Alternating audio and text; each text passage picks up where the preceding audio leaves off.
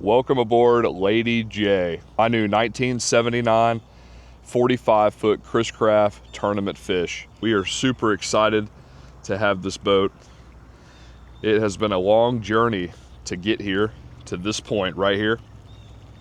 We are currently sitting at the mouth, at the northern lock of the Dismal Swamp Canal in Virginia. The last 3 days, we ran this boat from Waretown, New Jersey, day 1 to Ocean City in some rough stuff, probably 4 foot. Day 2 was in Ocean City to Portsmouth. We stayed at the High Street Landing, the free dock there in Portsmouth, Virginia. And yesterday was spent most of the day at Portsmouth getting some repairs made. And later in the day, we made our little 6-mile trip here. Roughly 6 to 8 miles from Portsmouth, the northerly lock, ready to go through the lock on the Dismal Swamp Canal.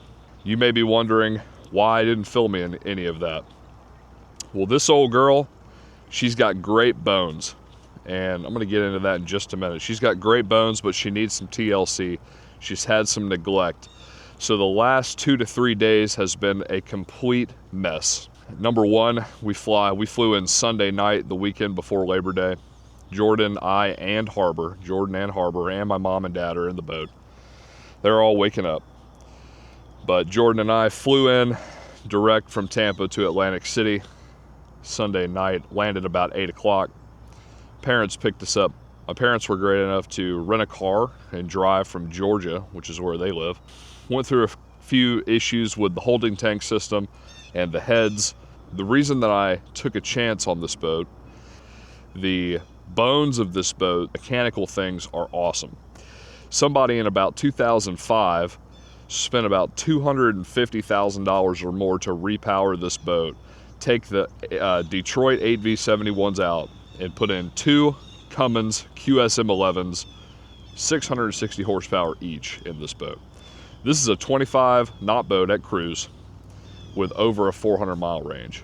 It's got a Cummins 13.5 Cummins Onan genset, which is back there running, purring like a kitten. That's the one thing that's been relatively reliable so far. Well, it's been really reliable, except for the bad battery that we had. The engines have about 2,800 hours on them. The genset has about 3,500 hours, something like that. So still relatively low on the hour side. These motors, as long as you take care of them, they do have a couple of dry exhaust issues that you have to monitor and you have to maintain. But other than that, these motors they're M11 Cummins. They're 10,000 hours or more, as long as you're diligent, keep your fuel clean, keep your oil changed. She's a little runner. We have all of the benefits of an old boat, which is a 46-year-old boat, built like a tank, 42,000 pounds. It's got top hat woven stringers. So the stringers are basically a box grid system in the boat with no coring material. It's just solid fiberglass, and they will not rot out. That's why this boat's still kicking 46 years later. And just the top cap on the boat, the fly bridge, the decking, I mean, all of the rail stanchions are nice and solid. The hatches, the foredeck, they're all solid. They just built boats differently back then. They hold up, they last, they build them well. There's no rot on this boat. It's awesome. Because of all of the TLC that the boat needs, yesterday in Portsmouth, we've had a little bit of a vibration running to Norfolk the last 2 days, and I'm not sure what the vibration's from. We pulled into Portsmouth, and over the last 2-3 days, we fixed our holding tank system. We got the toilets working. We got everything going to the tank right. We have a vibration on the port engine. The shaft alignment coming out of the coupler in the transmission was 11 thousandths out. It needed to come up. The back of the motor needed to come up 11 thousandths. So it had a shaft alignment done. Fuel filters, dirty rake cores. Discovered all that on the way down. Every battery in the boat was shot. Every battery in the boat was 5 to 7 years old. So we replaced generator battery, house battery, and 2 8 Ds, one for each engine. So 2 8Ds, a 4D for the house, and then another 4D for the gen set. So we've been lugging, and I put brand new AGM. So I spent about $3,000 in batteries yesterday. This is a journey. This is a process. The thing with this boat is not going to get fixed right away. It's a process, it's a journey. We got to take our time with it and do things, figure out our priorities, and that's how we're going to do them. It's a pretty big step for Jordan and I to buy this boat. It's been a long time coming. It's going to be Harbour's boat that she grows up on. It's going to be a boat that we do Bahamas trips, so we do Venice, Louisiana trips, and we do our weekend Key West trips from St. Pete. We're going to do a lot on this thing, and we're going to take care of it. We're going to restore it. We're going to make it nice, get some paint on her. She's got paint on her. She's got all grip on her, so she shines. It's not like she's like ugly or anything, but I just don't like the blue. So got that 79 blue stripe on the midship on the freeboard. Drives me nuts, but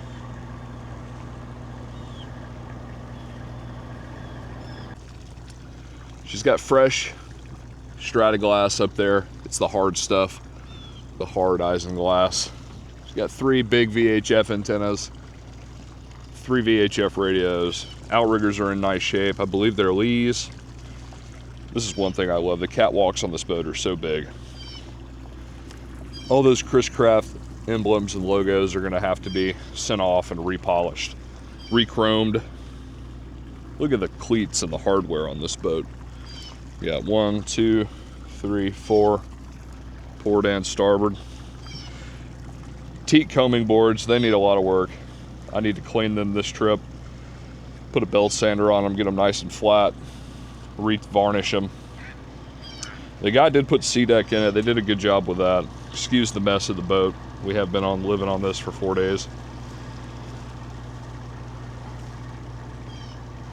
But it's set up to fish, which is another reason why I bought it. We got a Fusion stereo system down below. That's about a $5,000, maybe $10,000 release marine fighting chair. That thing is sweet. You can just barely hear that generator. Plenty of storage, got a new tackle station and drawers there.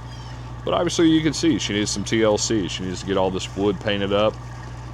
Probably all grip, all this teak on the door, window trim. Get the combing board teak nice and put away.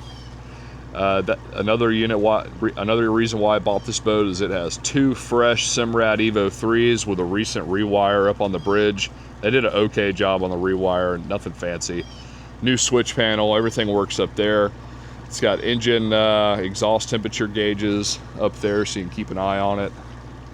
The exhaust gas temps are well below, or right below 1,000 degrees, which is where you got to be on a QSM 11. Got a big 60 gallon or an 80 gallon live well here. Fish box here. Generator is right here. I'm not a huge fan of the generator being on the back deck, but it does have a cover on it so the water flows off. All the deck hatches drain. Nice big scuppers on each corner of the boat. So 2 big fish boxes, and they're real deep. I mean, you can get, I don't know, probably 5 yellowfin tunas in each one. Gotta do something with these fenders. All the tent in the boat needs to be redone.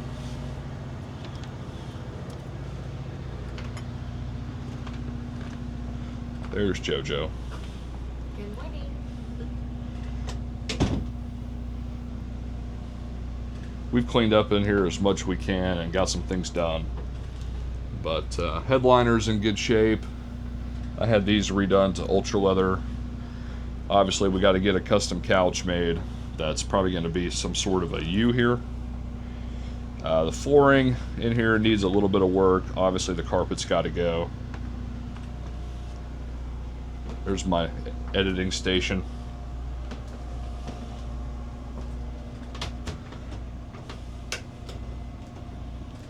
It's got vinyl flooring below, although it does need some work, so that'll be ripped out eventually.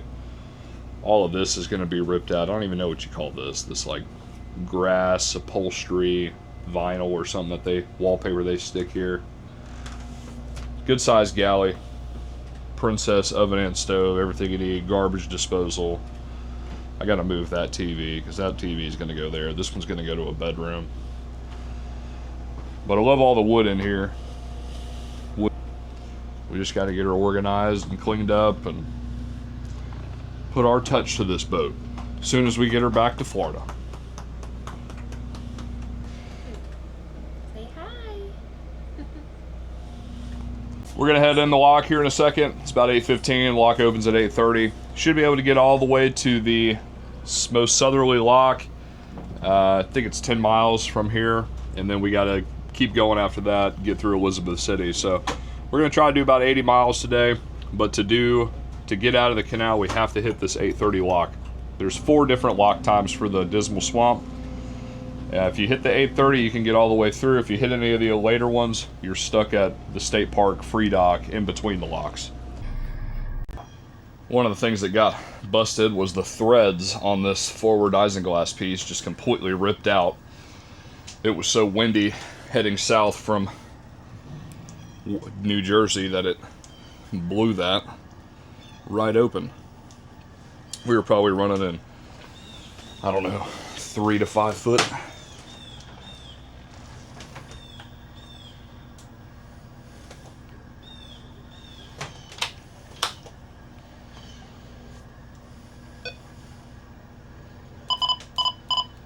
I forgot what station, what channel the lock is on. Let me see here.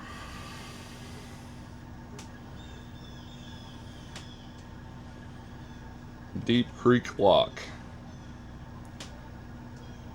VHF channel 13. Deep Creek Lock. Deep Creek Lock. Hey, Cap, I see you sitting out there. I'm ready for you whenever you're ready. Come on in. I'll take you in on the starboard side. You need your lines and fenders out on that side, bow and stern. And those lines need to be about 25, 30 feet long. Roger that. Thanks for the info. Give me a second to get all that set up and we'll come on in. Alright, some rides. Yeah, no problem. I painted this porch up there. We'll pull this tape off and then I'll come down there when you're ready. Come on, some rides. Wake up.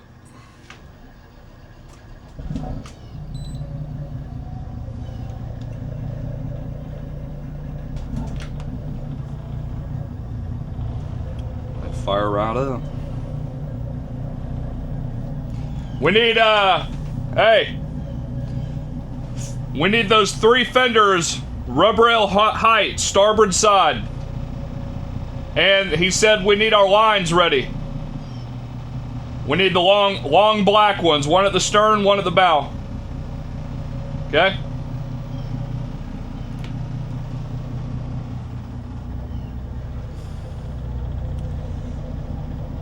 First time I pulled the anchor up on this boat.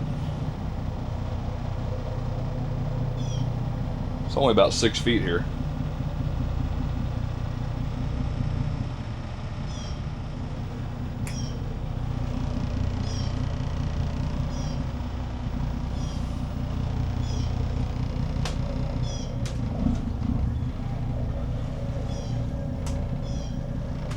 We might have been in the mud a little bit there.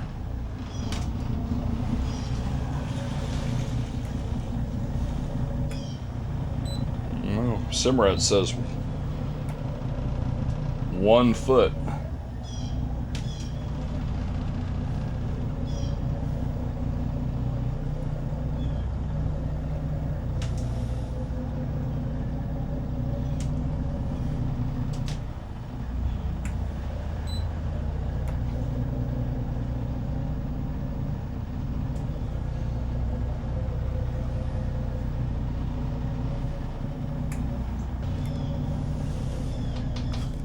Kicked up some mud.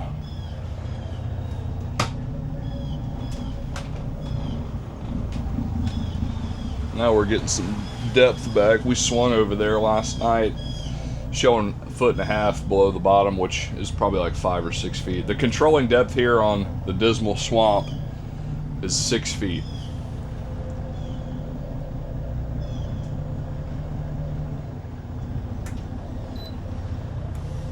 I don't remember putting this much line out, but okay.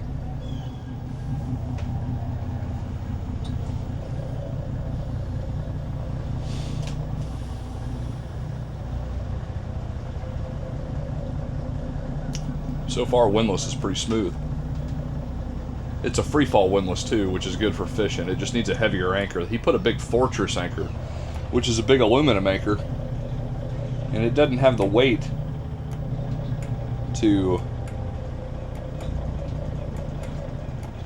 free fall and drop itself. Oh yeah, she's shallow this morning. We're cooking up some serious mud.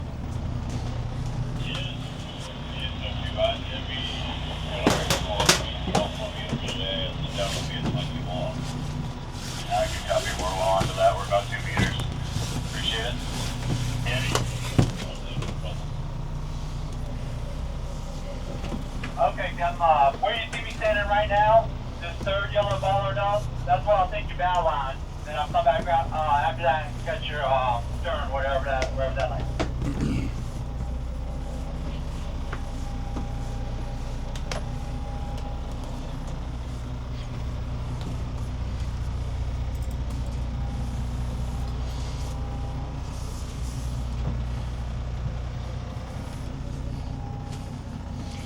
That was for keeping that isinglass from flopping up. I'm going to leave that red light on outside. Just Here you go. Okay?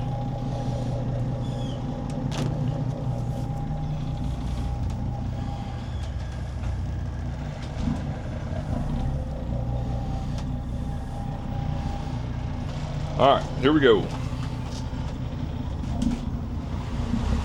Yeah, Captain, just disregard that red light too. You don't have to wait on. Come on. These are QSM 11s, so they do jump. It does have a slow idle right here, but I like them when they jump personally. Got a crab pot here to dodge.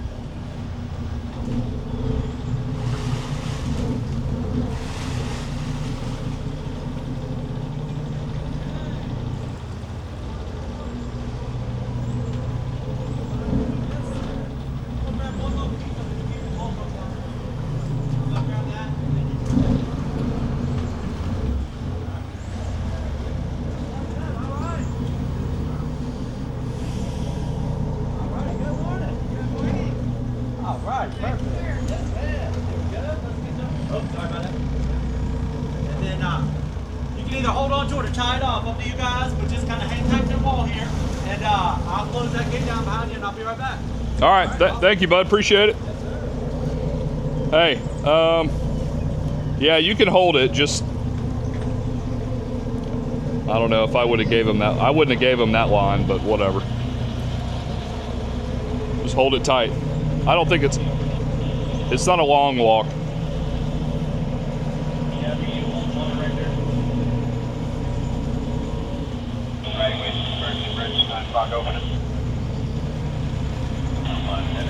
Got a big bridge. I like it up here. All this is solid. 46 years old, all of this is solid. There's my dad.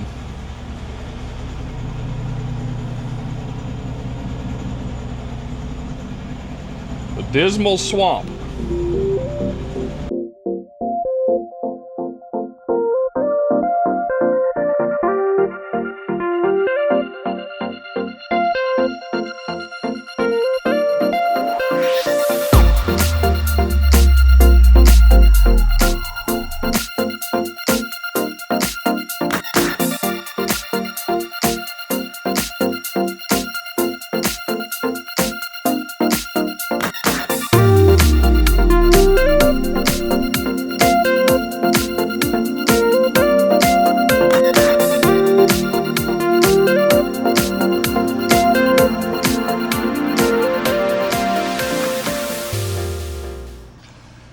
Got my 2 life jackets that we're supposed to technically have on in this lock, and this 6-person life raft from Solutions One Maritime in Largo, Florida.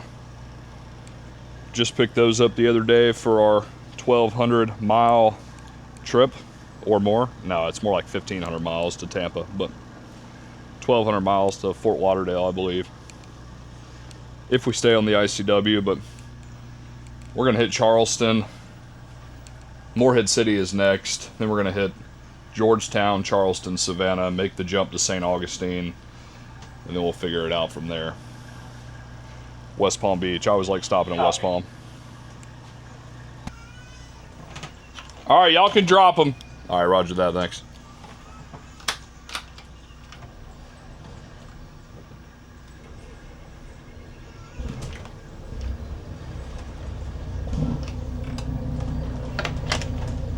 I'm gonna do a quick little starboard reverse here.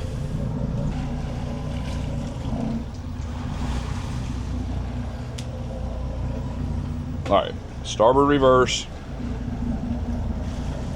all reverse,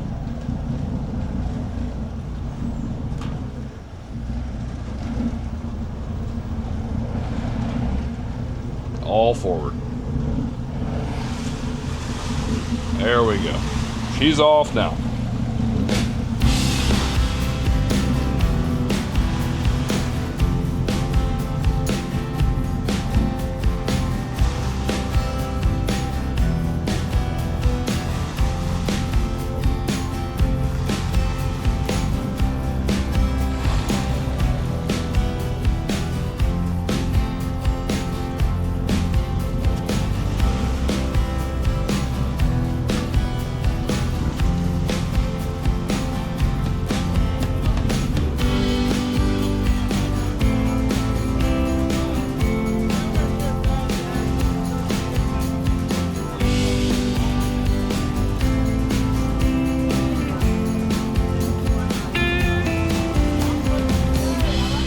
All right. See you at the bridge. Thanks.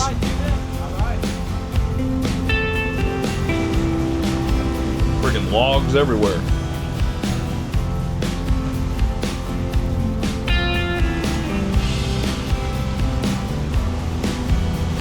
Cool.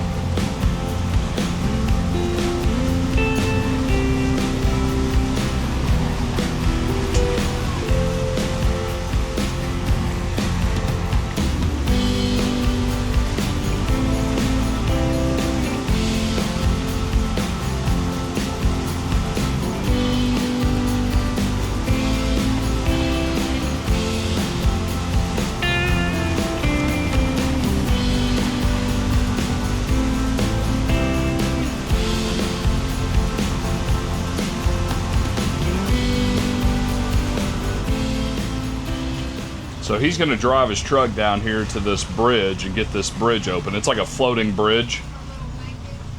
So no need to rush. I'll just slow it down. There's a little harbor.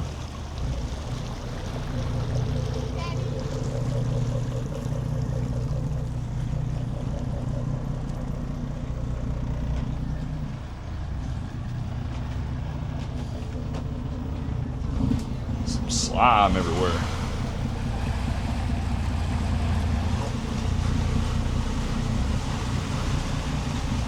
10 feet under the boat. Deeper than I thought. I'm sure that'll change though. At least all my coolers and heat exchangers and air conditioning systems are going to get a nice freshwater flush today. I like that.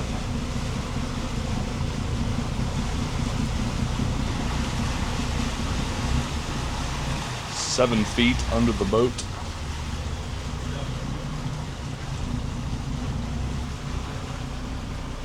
Got a feeling we're going to be checking strainers after today.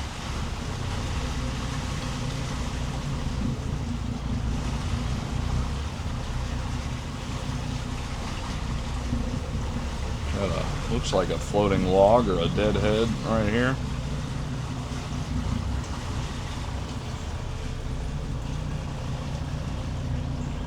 Give it a little push out of the way there and see if it's floating. Yeah, just a little floating log. I don't know, that thing might be on the bottom. Yeah, I'll leave a link below to Solutions One Maritime in the description. They're a company in Largo, Florida that drops ships and specializes in safety equipment. They've got life jackets, life rafts, dinghies. They recertify life rafts, obviously sell life rafts, recertify EPIRBs, put batteries, put new batteries in EPIRBs. They sell EPIRBs. They specialize in safety equipment, especially life rafts, much cheaper and much faster than if you ordered one at West Marine or something like that. All right, this is the bridge we got to open. My port shifter's a little stiff compared to starboard. That one's going to need a replacement. That one's nice and fluid, but it's got the Cummins SMX gauges. Let's see if I can get total trip.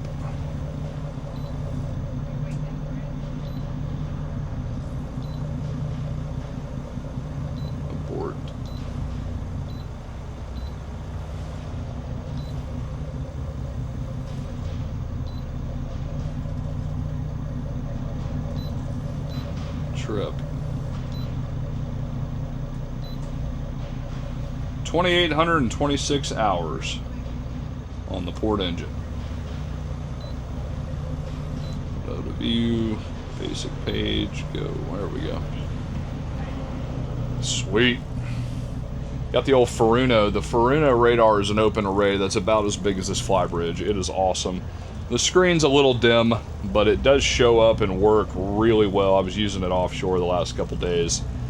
I hate that the screen's so dim. It's hard to see in the sunlight, but other than that, it works phenomenal. Well, for you guys, y'all can keep heading down south. Unless she's putting through somebody right now, which I've tried to text her and let her know about y'all coming southbound. She may have a boat northbound, but I haven't heard that yet. As of right now, there's nothing in the canal. Roger that. Appreciate it. Alrighty, yep, let's get this guy across there, and on the next green, we'll go up for you. Roger that. Thanks again.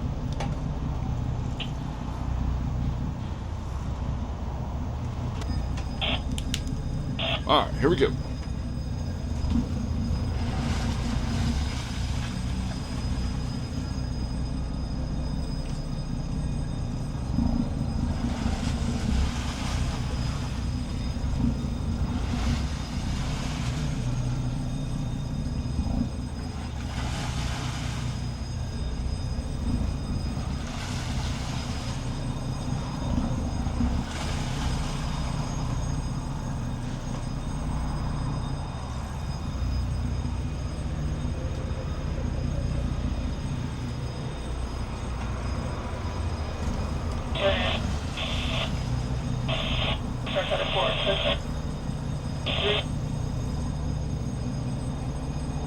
Man, what a nice day. It's like 70 degrees this morning.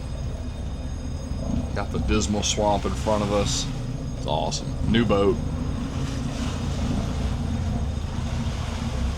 Everything's running good so far.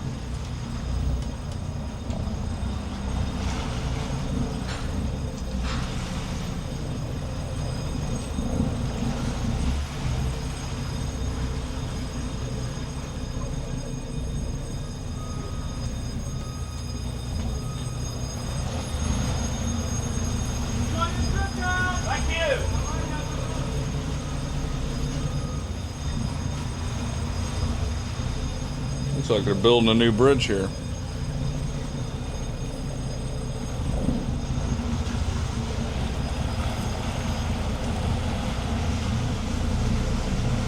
All right, we're in the Dismal Swamp. This is pretty cool. Now I gotta pay attention to logs. Make sure we don't hit a stump or anything. This is sweet. Really cool.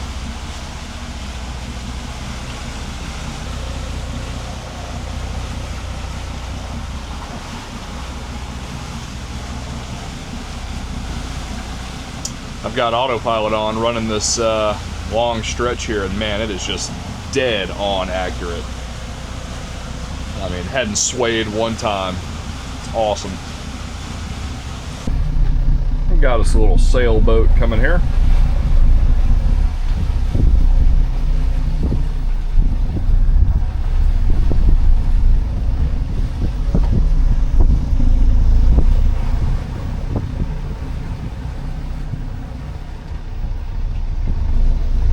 Getting tight. They're down there cooking some bacon and eggs. I can smell it.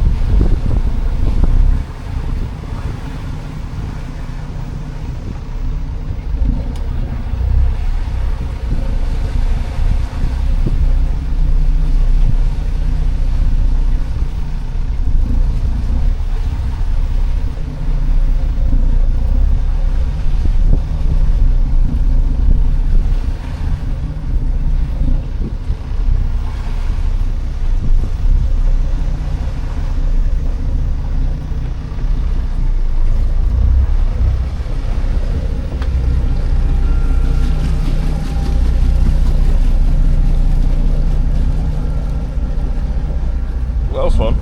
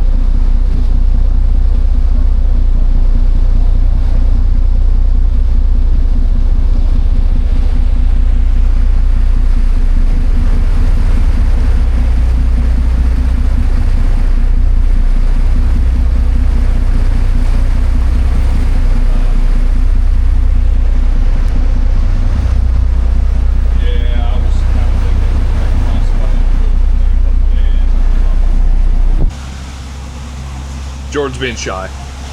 Stop being shy. Got a tree down in the middle up here we gotta go around.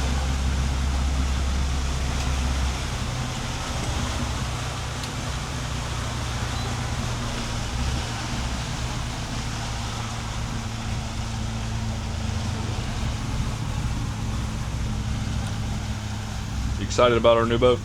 Very excited. It's a beautiful boat. Excited to add my touch to it. Yeah, she wants to redo the entire interior. I'm like, okay, in time. Got a lot to do before that. I haven't even had a chance to wash the dang boat in 3 days. And the guy, a previous owner, didn't wash it. He just pressure washed it. So it's definitely got some rain lines on it. You know, isinglass has got some streaks. It needs a good scrub with some good soap. We'll probably do that here in Morehead City or Charleston. I don't know. It's always a balance. Got to keep the boat moving. Can't stop too long. We already wasted a day just getting the port motor alignment done, and our filters took any time at all. But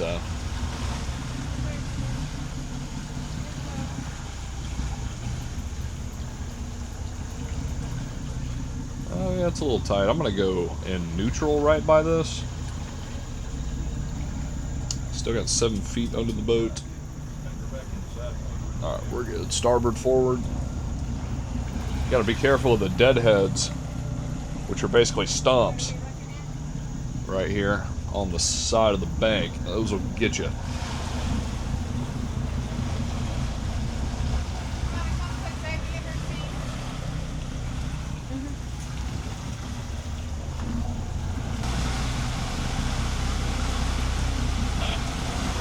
Well, that breakfast hit the spot. We're just cruising down. We're at mile 18 on the Dismal Swamp. We're doing 6 knots at 600 RPM. So this boat's got a pretty quick idle. I'm a dead idle. And the speed limit is 5.5 knots in the Dismal Canal. So we're doing about 6 knots. We're burning about 2 gallons an hour. So we're burning about 1 gallon an hour per motor. And what's cool about this boat is it holds 600 gallons of fuel. And at 8 knots, I get about 5 gallons an hour. So that's 2 miles to the gallon on this boat at 8 knots, which is really good. That's a 1,100 mile range on a single tank of fuel. Just putzing along at 800 RPM, 8 knots. That's incredible. I can't really ask for much more than that on a 45-foot sport fish. This boat is definitely overpowered, which is awesome. That's why it cruises at 25 knots. So it'll get up and go, but you slow it down and it'll be really efficient as well. And it's efficient at cruise for its size. I mean, we're doing about 0.7, so about 40 gallons an hour, which isn't bad at all for a boat this size at 42,000 pounds. So really happy with the performance of this boat. 2,800 hours on the QSM11s. We just got to take care of them. We got to take care of the motors. And a lot of you may be thinking about the QSM11s right now, and you know about the issues with QSM11s. But a little backstory: the QSM11s, the only issue that they have that's really bad is it's a dry exhaust. So the exhaust manifolds and the turbos are not water cooled. They are it's a dry exhaust. They're cooled, they're air cooled, which is a design flaw. That was, I think, one of few diesel marine engines that have a dry exhaust. I know some Volvos did, but these, and what happened was in the early years of the QSM11s, and QSM11s are in a lot of Sea Rays. They're in a lot of 48 Sea Rays, 500 Sea Rays, Sundancers, and sedan bridges. Sea Ray liked them. They make good power. They put them in all their boats, and they're good engines. If you take away the dry exhaust portion of the issue, and I'll explain it in a minute, QSM11s are bulletproof. They're a 11-liter Cummins engine. But the dry exhaust, because it's not water cooled, it's not a wet cooled exhaust, they get too hot. And when the boat is over propped and you're running at when you're pushing the motors hard at that 2,000 RPM, that 80% load, and you're burning between 22 and 24 gallons per hour per motor, that's when the motors are working too hard and the manifolds, the turbos are getting hot. They can get so hot, I got a tree coming up, they can get so hot that literally in a lot of these early boats, you would go down to the bilge in the engine room and the turbos and the manifolds would be glowing red. That's how hot they would be. So they're in that 12 to 1400 degree range, which is not good. So Tony with Seaboard Marine over on the West Coast, he wrote several articles about this and how you fix this problem. Well, how you fix this problem is you turn my autopilot off, is you prop the boat down. So you prop the boat down, you bring the pitch down on both props to where the boat runs at a more efficient, cooler temperature, and you do lose your top end speed a little bit to do that. Got a tree here, I'm trying to get around this. A little close there. 6 feet under the boat. Right next to the state park dock. Here's the state park dock right here.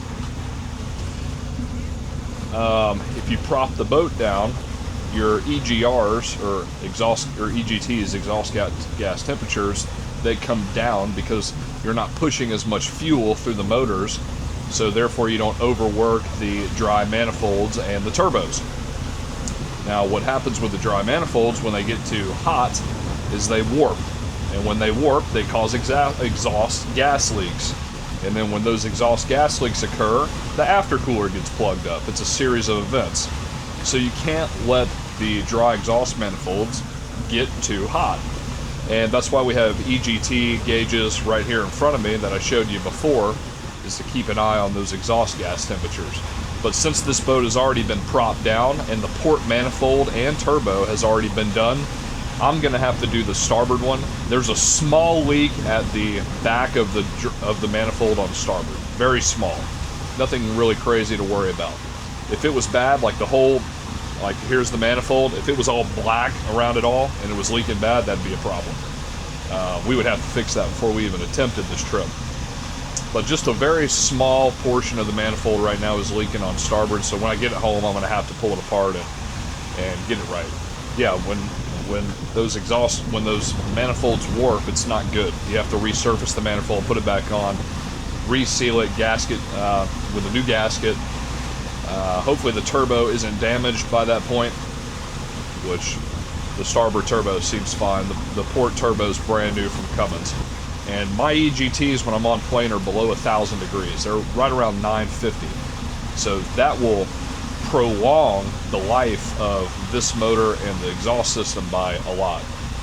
And the previous owner, he didn't really know about this until his port exhaust manifold started leaking.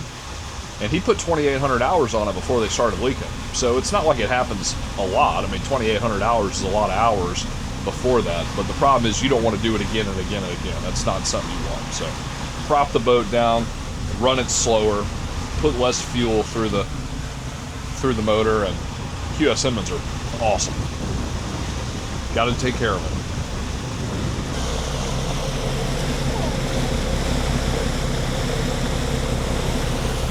Little Harbor down there. Harbor's been so good. She was great on the airplane. It's her third time flying. She just loves the boat. Boat puts her to sleep. She's mesmerized. She does not like to sit at home on the couch, I can tell you that. She likes to be out and about. I closed on the boat July 1st, so I went and looked at it in May. And what's funny is I saw it online about 9 months before May, and I don't know why, I just didn't really think much of it.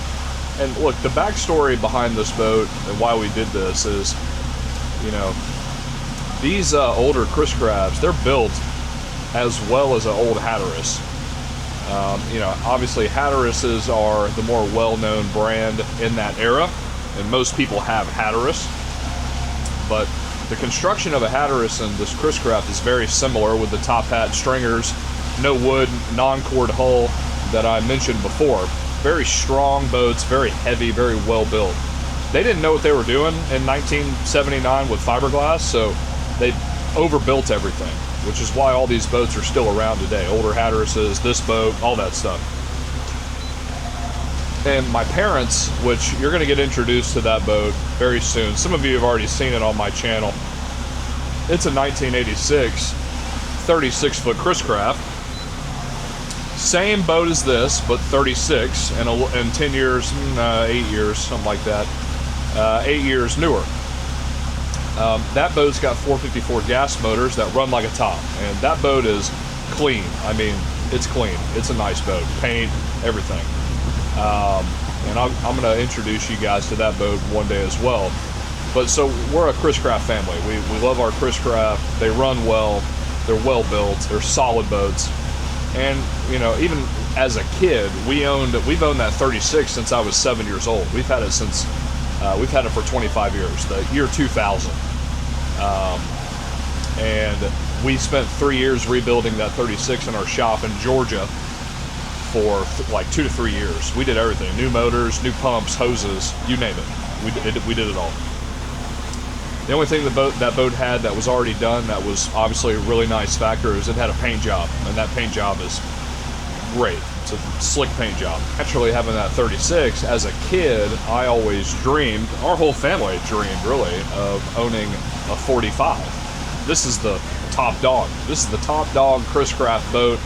They built the 45 tournament sport fishes for the Chris Craft executives back in those days. There's only 82 of these in the world.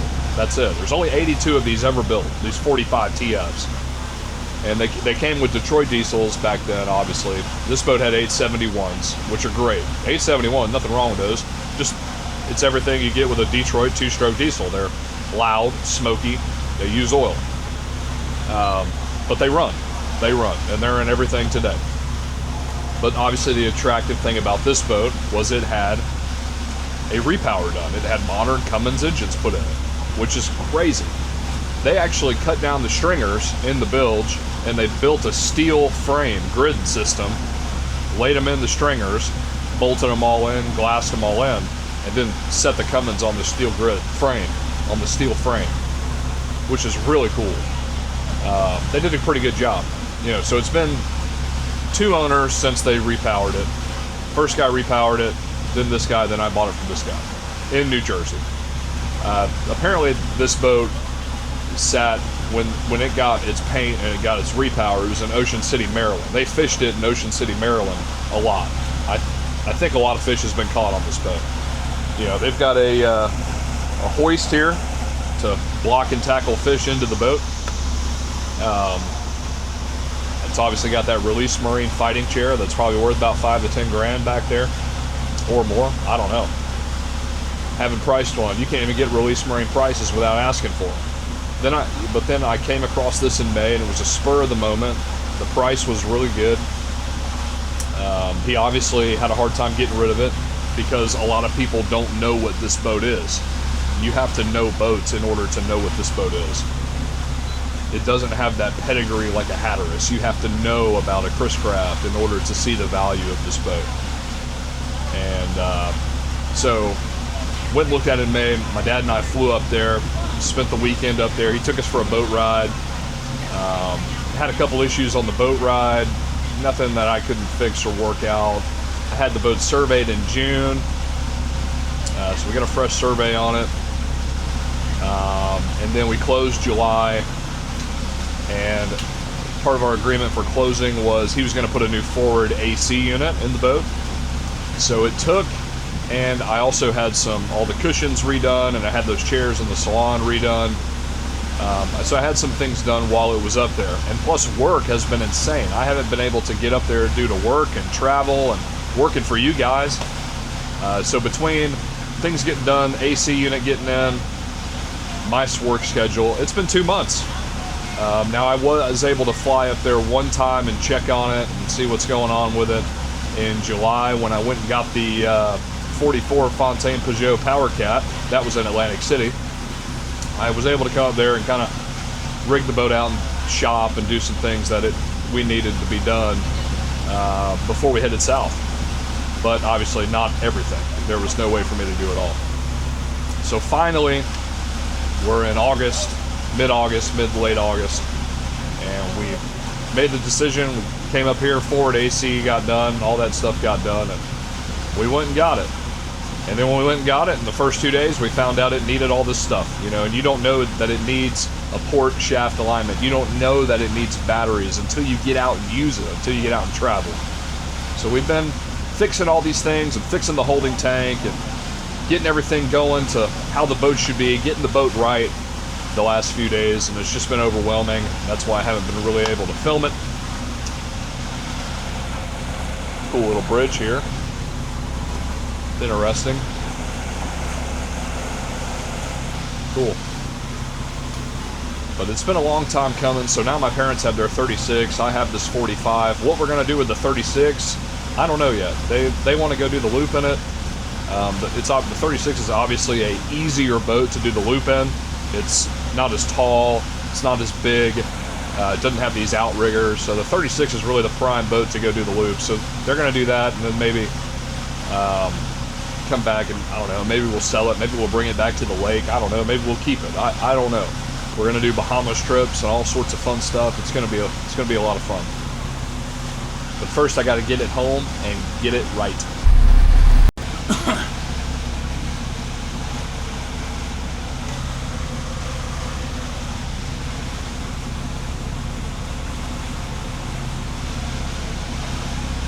We've definitely, we're close to the end here. We've definitely bumped a few logs, which is pretty common in this apparently. We're just doing idle, but one of them was a pretty good hit, so hopefully it didn't ding a prop. We'll see. We got to get out of this first, just keeping it dead slow. I think we got like 10 more miles or something like that, 5 more miles.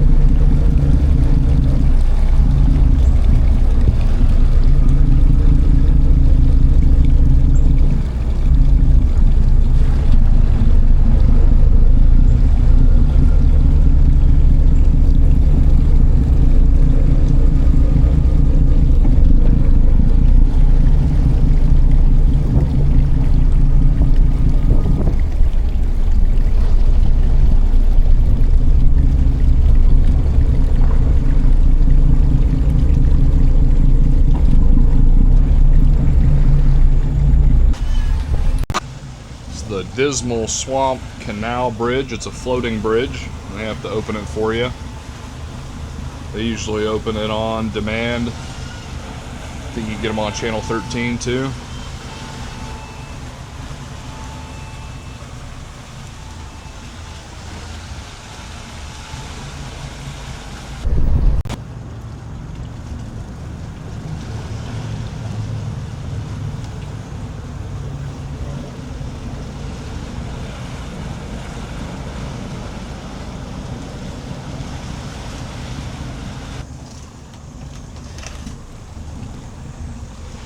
South Mills Bridge, southbound pleasure craft.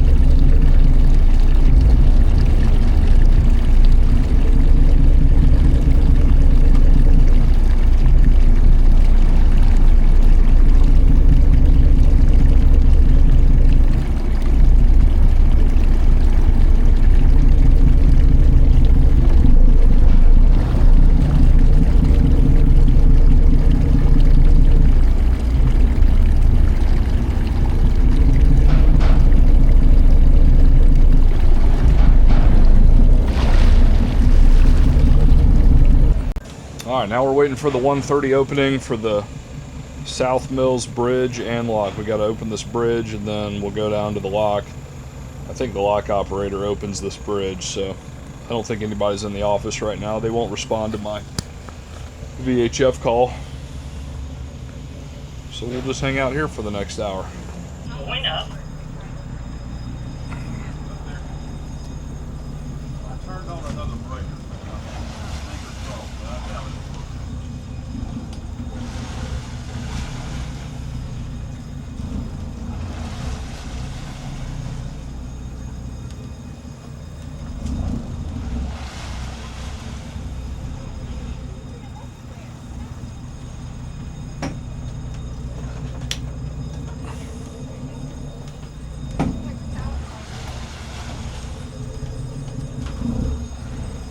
South Mills Bridge.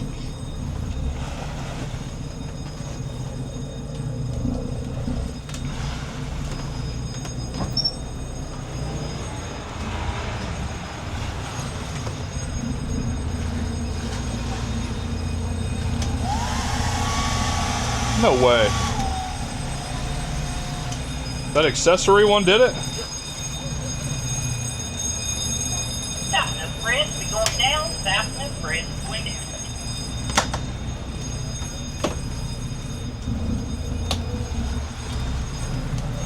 We need to mark that. We need to label that outlet on the panel. Now she's driving back to go get us in the lock, I guess. All right.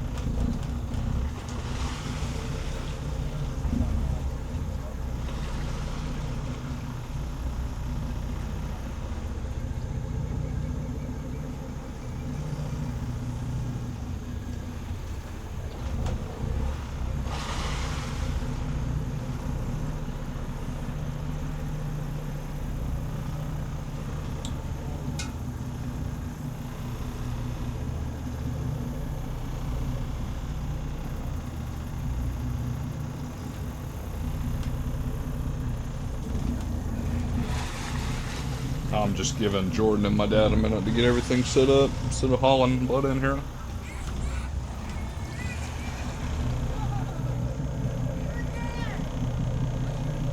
Harbour's down there crying.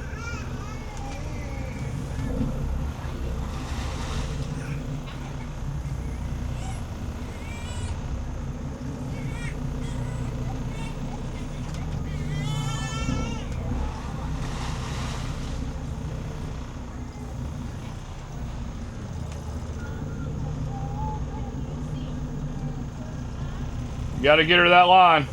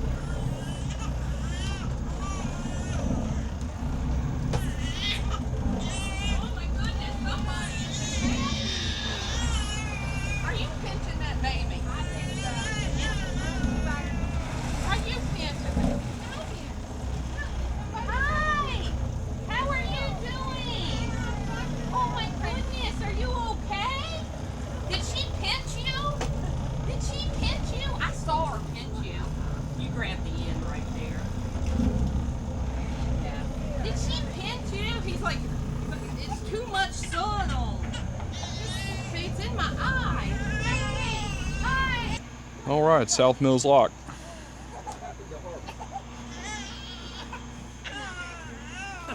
What got her set off? Wait a minute, Harbour. Harbour, you're all right.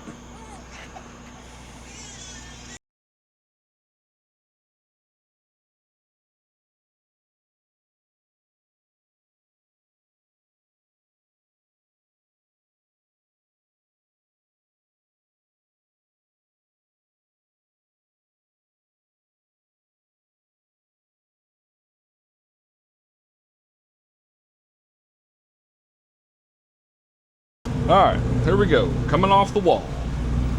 gonna start with a little port forward. Gonna do a little starboard reverse. A little port forward. A little starboard reverse.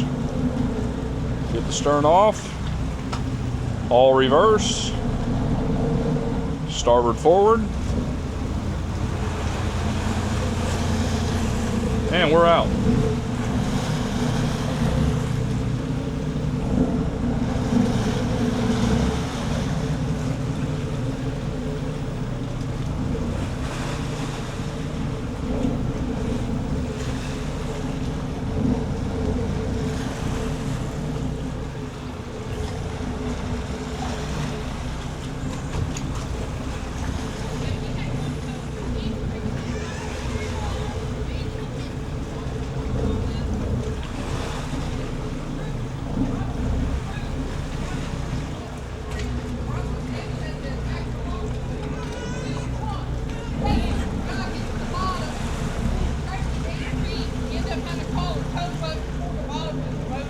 Holy crap! Almost sunk his boat. Wouldn't listen. But he was a lesson learned. Oh, you ain't got to worry about the speed limit once you get out of here. All right. Thank you. All right, y'all have a good one. Have a good one.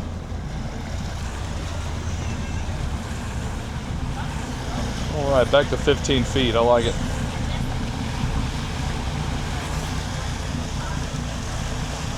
All right, now we're gonna do about 10 miles to Elizabeth City.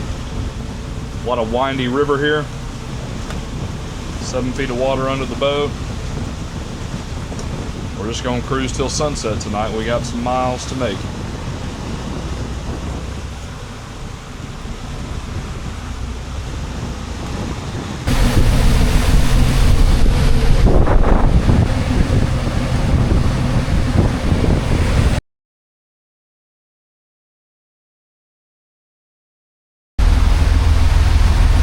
Green. Green, green. Dang. Check the strainers when we get done today. This guy gonna slow down, or is he just gonna roll? Damn. He's not gonna slow down. Keep on going there.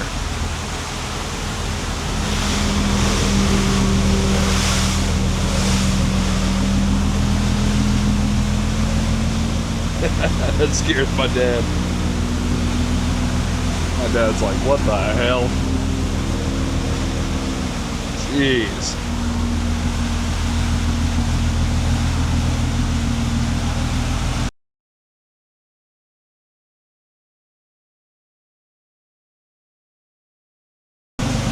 Alright, we're coming out of the Pasquotank River. That was super windy back there. A lot of deadheads. Definitely make you nervous. Coming into Elizabeth City. Then we're going to make our way across Albemarle Sound and get over in the Alligator River.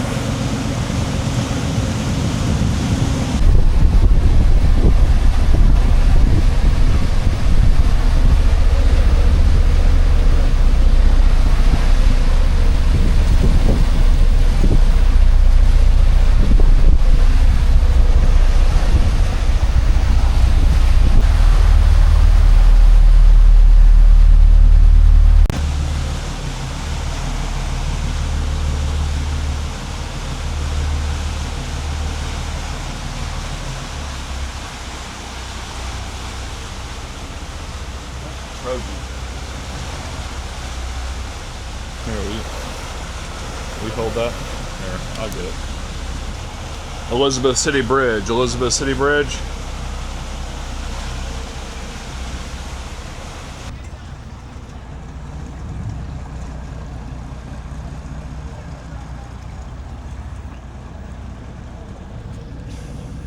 Ding, ding, ding, ding, ding, ding.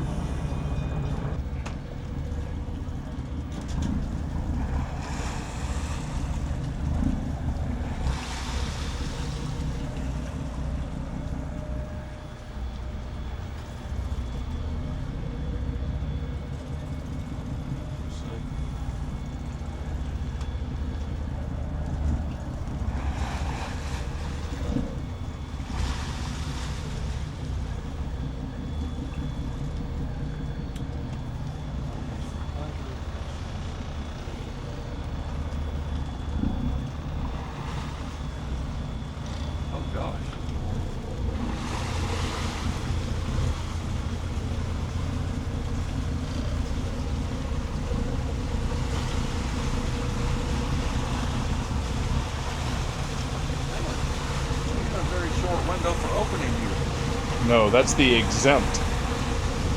Exempt those times. Thanks so much for the quick opening.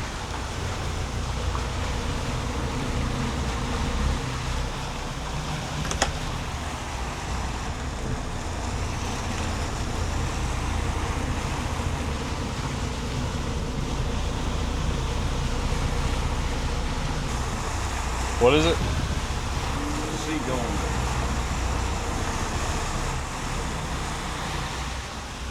See going houseboat. On the right. Steel.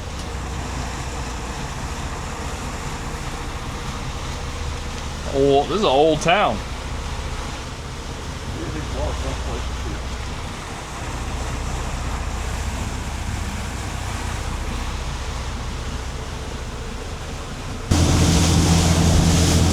All right, we're coming across Albemarle Sound. We're coming right into it. We're going to cross the Albemarle Sound and get into the Alligator River, where the ICW picks up. And we're going to find an anchorage in that creek in the Alligator River. But it's a little bumpy out here, just a little chop on the surface. Probably little 1-footers right out of the south. It's always blowing out of the south up here.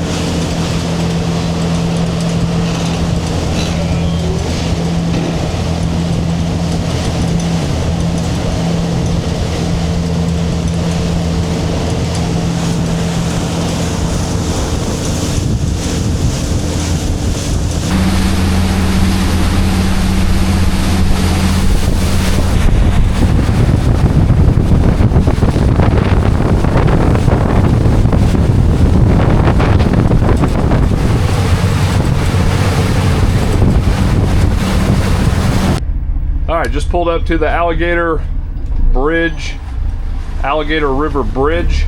Looks like it's a swing bridge. Back in the ICW. Nice ride across Albemarle Sound. Looks like they're building a new one. Yeah, building a new bridge. Well, we got maybe 10, 15 miles to go. We're gonna get back in here into the river itself, where it narrows up, and find an anchorage for the night. Another hour of cruising or so.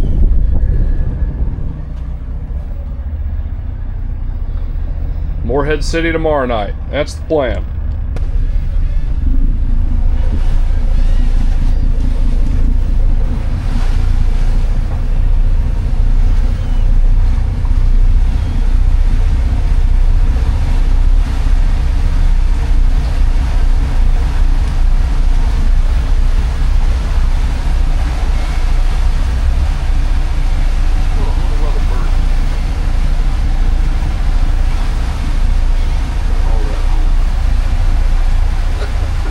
Huh?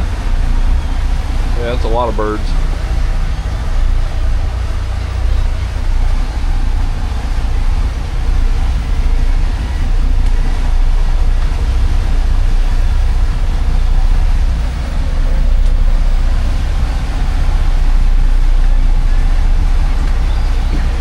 Alligator River Bridge tender. Shamrock is through. Thank you for the opening. Good evening there.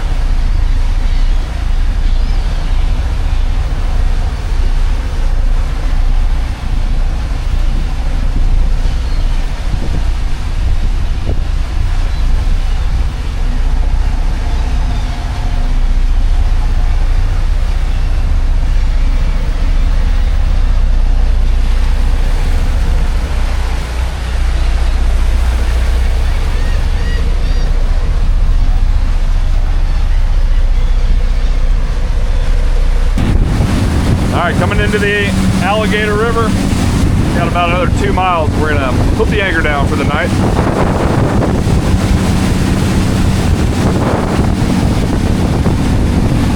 Flatland, North Carolina.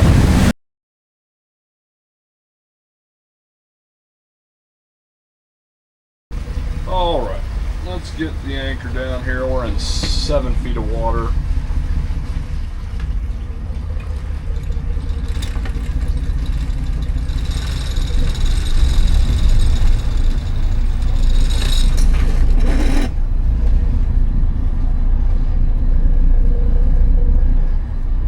Going better now?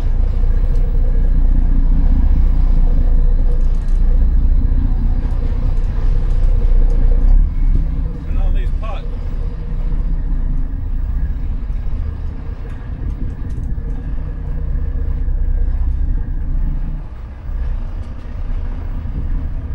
Coming tight?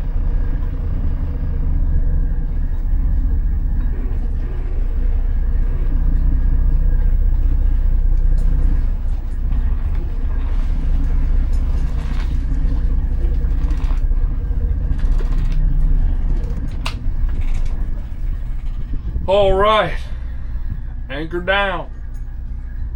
The Pungo Canal, Alligator River Canal is right here. So all we have to do in the morning is wake up, get back in the ICW, and start heading to Morehead City.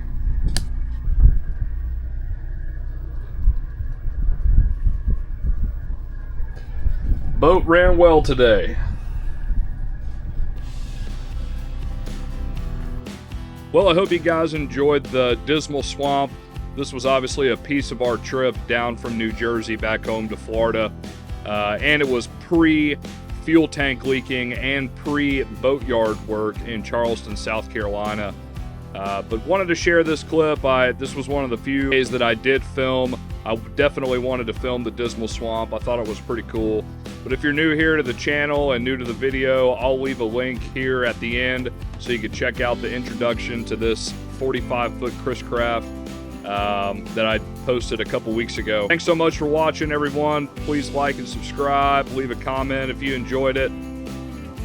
There'll be a lot more videos to come on the 45. We'll see you next week.